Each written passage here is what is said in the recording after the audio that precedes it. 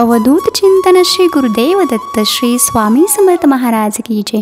नेहमीप्रमाणेच तुमचं आपल्या या विश्वास आणि अध्यात्म या चॅनलवरती अगदी मनापासून स्वागत.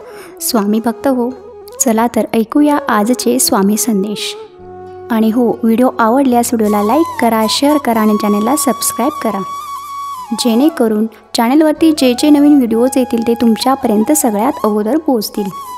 स्वामी भक्त हो, 2 मिनटं डोळे शांत करून आपण स्वामी संदेश ऐकले, छान अशा प्रेरणा ऐकल्या तर नक्कीच आपल्या मनामध्ये, आपल्या विचारांमध्ये परिवर्तन होतं आणि आपल्याला एक चांगले जीवन जगण्यासाठी उमेद मिळत असते. प्रतिबिंब हे उकळत्या पाण्यात कधीच दिसत नाही. ते दिसेल ते फक्त शांत आणि स्थिर पाण्यात. त्याचप्रमाणे मन आणि विचार हे जर सैरभैर असतील तर आपल्याला कोणताही मार्ग लवकर दिसत नाही. त्यासाठी शांत व्हा, मन एकाग्र करून विचार करा. तुम्हाला तुमचा मार्ग नक्की मिळेल. कोणतीही गोष्ट अशक्य नसते, करोडो लोकांनी ती साध्य केली आहे. आपल्या पाठीशी गुरुबळ असलं तर आपल्याला ही गोष्ट अशक्य अशी बिलकुलच नसते, ती शक्य होऊ शकते. त्याचसोबत आपली ते मिळवण्यासाठी कष्ट करण्याची तयारी देखील हवी असते. अहंकार हे माणसाच्या दुःखाचे सगळ्यात मोठे कारण आहे. जो व्यक्ती स्वामींना अनन्य भावाने शरण जातो त्या व्यक्तीला स्वामी माऊली आपल्या जवळ घेऊन अहंकार आणि लोभ दूर करण्यासाठी मदत करते आणि मार्गदर्शन करत असते. हे त्रिवार सत्य आहे. स्वामींची अनुभूती येणे आणि आशीर्वाद मिळणे ही गोष्ट अमृत मिळण्यासारखी आहे. त्यामुळे आपल्या जीवनात जर अशा अनुभूती आल्या तर त्या अमृतासारख्या प्राशन करायला विसरू नका. सदा स्वामींचे नामस्मरण करा आणि कायमचे सुखी राहा.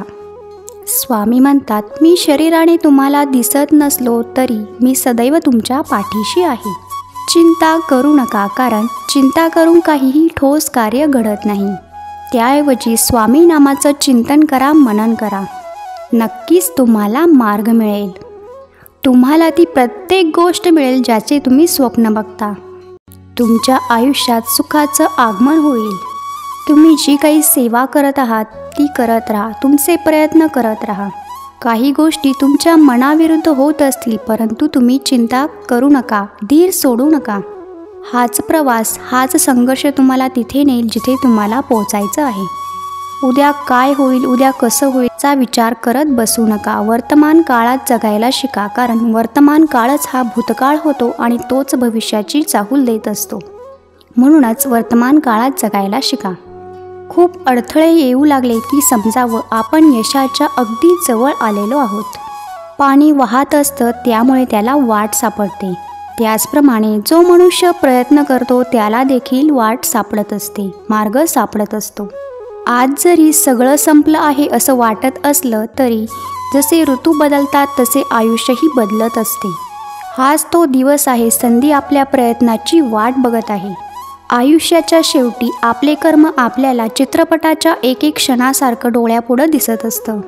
त्यामुळे आपण नेहमी असाच प्रयत्न करायचा आहे की आपला जो शेवटचा चित्रपट असेल तो बघण्यासारखाच असेल. सर्वांवरती स्वामी कृपा कायम असावी हीच मी स्वामींचरणी प्रार्थना करते.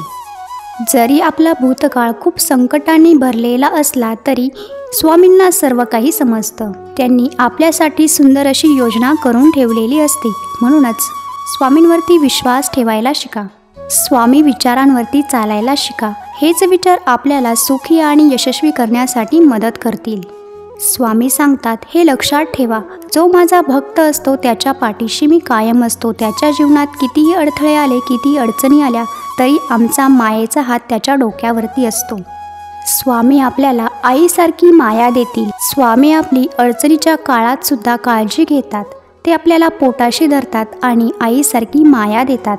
ही अनुभूती आपल्याला अनुभवता तेव्हाच येते जेव्हा आपला स्वामींवरती दृढ विश्वास असतो.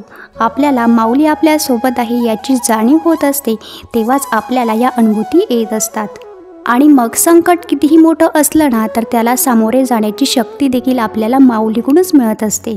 आणि मग प्रारब्ध कितीही खराब असले तरी आपल्याला ते भोगतानाही आनंद वाटतो, सुख समाधान वाटतं. अशी ही अनुभूती तुमच्या आयुष्यात येत असली ती समजावं आपण अध्यात्माच्या योग्य मार्गावरती आहोत. कधी कधी आपण घाबरतो, कारण आपल्याला पुढे काय करायचं, कुठे जायचं हे माहीत नसतं. परंतु जेव्हा आपण हारतो तेव्हा स्वतः देव आपल्याला मार्ग दाखवत असतो. ती शक्ती आपल्यासोबतच असते. त्यामुळे लक्षात ठेवा, स्वामींना किंवा भगवंताला प्रत्येक भक्त हा प्रिय असतो. त्यामुळे आपली ही वेळ येणार आहे हे आपण लक्षात ठेवलं पाहिजे. सुख येतात, दुःख येतात. सुख आणि दुःख हे आलटून पालटून येत असतात, परंतु ते कायमचे मुक्कामाला नसतात. ज्याप्रमाणे ऋतू बदलतात त्याप्रमाणे आपल्या आयुष्यामध्ये देखील कायापालट होत असते. म्हणून दुःख आले तर जास्त हताश होऊ नका. स्वामी माऊली अशा घरात वास करते जेथे कुटुंबातील एक तरी सदस्य हा नामस्मरण करतो, स्वामींवरती अनन्य भावाने विश्वास ठेवतो, श्रद्धा ठेवतो. त्याचप्रमाणे ज्या घरातून कोणीही कधी उपाशी जात नाही, ज्या घरामध्ये स्वामी माऊलीही निवास करत असते, जेथे मुक्या प्राण्यांवरती दया केली जाते, त्यांना अन्न पाणी दिलं जातं, अशा भक्तांवर देखील माऊली कृपा करते. तेथेही माऊलीचा निवास असतो. त्यामुळे स्वामी भक्त हो, आपल्या आयुष्यात जर अडचणी आल्या, दुःख आले तर आपण त्या दुःखांकडे जास्त वेळ बघायचं नसतं. त्याचप्रमाणे आपल्या आयुष्यात सुखही येत असतात, त्या गोष्टींचाही आपण विचार करायचा. मानवाची वृत्ती काय असते की आपल्या आयुष्यात थोडं संकट आलं की आपण त्या संकटांना कवटाळून बसतो आणि हे विसरून जातो की आपल्या आयुष्यात आनंदाच्या गोष्टीसुद्धा खूप घडलेल्या आहेत, आनंदाचे क्षणसुद्धा खूप आलेले आहेत. एवढं आपण नक्की लक्षात ठेवलं पाहिजे की आपल्याला आपल्या भावना व्यक्त करता येतात, आपल्याला बोलता येतं. आपण आपलं मन हे बोलून व्यक्त करू शकतो, परंतु मुक्या प्राण्यांना हेही करता येत नाही. तरी देखील ते किती स्वच्छंदी आनंदाने जगत असतात. त्यांचं जीवन देखील मानवापेक्षा फार कमी असतं. तरी देखील त्यांच्याकडे बघून आपण ही प्रेरणा नक्कीच घेतली पाहिजे की प्रत्येक श्वास हा ते आनंदासाठीच घेत असतात. आपल्या आयुष्यात संकटे आली की आपल्याला असं वाटतं देव माझी मदत करत नाही, परंतु याचा अर्थ असा नसतो की देव आपल्याला दुःख देऊ इच्छितो. त्या संकटाचा काळ, त्या संकटाचा टप्पा ओलांडल्यानंतर त्यातून त्यांना आपल्याला आणखी सुखी करायचं असतं. काट्यावरून चालल्यानंतर पुढे फुलांची रास असते हे आपण विसरायचं नसतं. म्हणजेच काय, आपल्या कल्पनेपेक्षाही स्वामींची सुंदर अशी योजना असते. परंतु संघर्ष आला तर हताश न होता माऊलीचं नामस्मरण करून आपण त्या संघर्षाला सामोरं जायचं आहे. प्रयत्न करायचे आहे, थोडा धीर ठेवायचा आहे. आयुष्यातील संकटांकडे संधी म्हणून बघा. आयुष्यात संकटे जरी आली, जाऊन विजय हा आपली वाट बघत आहे हे आपण विसरायचं नसतं. स्वामी म्हणतात, जेव्हा जेव्हा तुम्ही माझ्या चरणांवरती, माझ्या पादुकांवरती स्पर्श केला आहे, तेव्हा तेव्हा तुमच्या मनातील विचार माझ्यापर्यंत पोहोचलेच आहेत आणि तुमची काळजी मला आहे याची खात्री तुम्हाला असलीच पाहिजे. तुमच्यावरती जी समस्या ओढावली आहे ती वेळ आली की दूर होणारच आहे, परंतु तोपर्यंत संयम ठेवायला शिका.